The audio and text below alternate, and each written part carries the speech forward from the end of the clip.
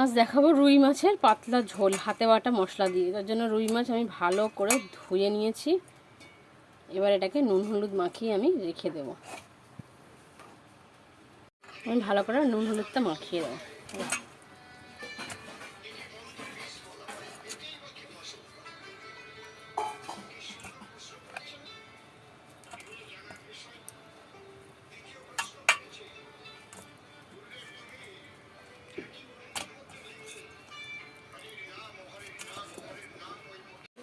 মাছের ঝোলটা আমি আলু বেগুন দিয়ে করব, সম্পূর্ণ কাঁচা লঙ্কায় রান্নাটা করব। বেগুন আর আলু আমি এভাবে কেটে নিয়েছি, আর 3টে কাঁচা লঙ্কা আমি গোটা কেটে নিয়েছি। আমি নিয়েছি আদা, কালো জিরে, সাদা জিরে আর লঙ্কা। এটাকে আমি ভালো করে আমি শিলনোড়ায় পেস্ট বাটবো, তাহলে টেস্টটা ভালো হয়। কড়াই তেল দিয়ে দিয়েছি, তেলটা গরম হতে দিয়েছি। গরম হলে আমি মাছগুলোকে ভেজে নেব।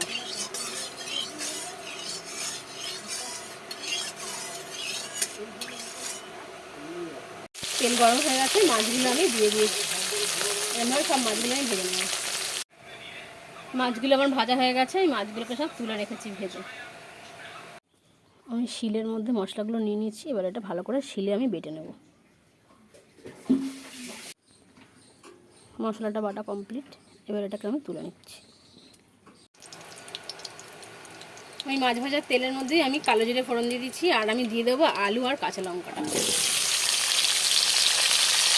আলুটা একটু ভেজে নেব। ভাজা ভাজা হয়ে গেছে, এবার আমি এই বাটা মশলাটা দিয়ে দেবো।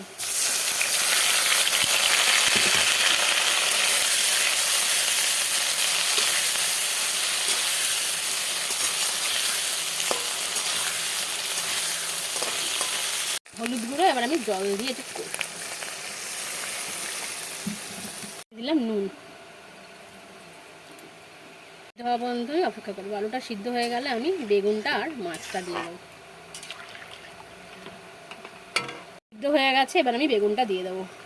বেগুন ভাজার কোনো দরকার নেই, বেগুন এমনিই সিদ্ধ হয়ে যাবে এতে।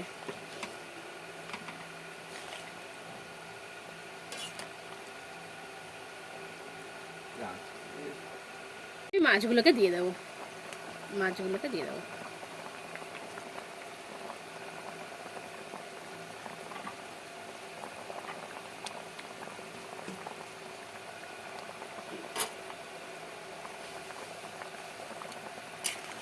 হাতে বাটা মশলা এমন এই পাতলা ঝোল, এটা শরীরের পক্ষেও খুব উপকার, আর খেতেও ভালো লাগে।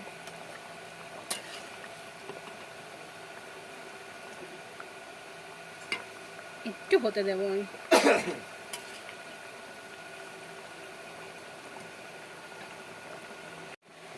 মাছের ঝোল আমার রেডি।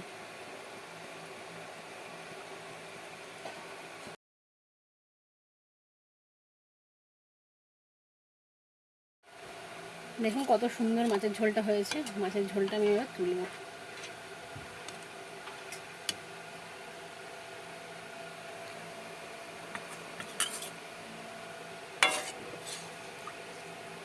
একদম পাতলা পাতলা মাছের ঝোল।